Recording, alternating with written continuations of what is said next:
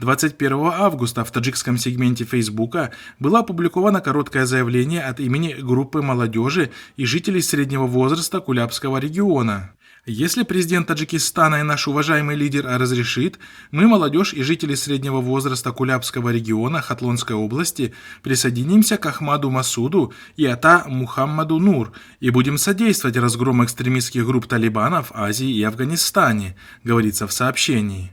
Согласно утверждениям авторов публикации, желание присоединиться к Ахмаду Масуду изъявили уже 1850 человек, якобы подписавших это обращение.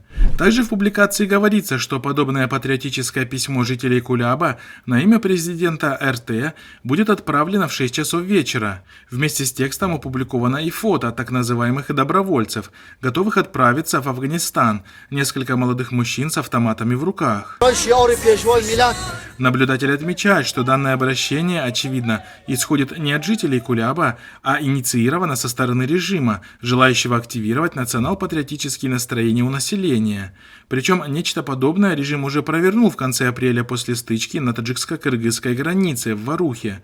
Тогда, после произошедшего конфликта на границе с Кыргызстаном, таджикский режим начал националистическую пропаганду, после чего в Варух якобы прибыли добровольцы из различных регионов страны, которые, как описывают очевидцы, не были похожи на простых обывателей.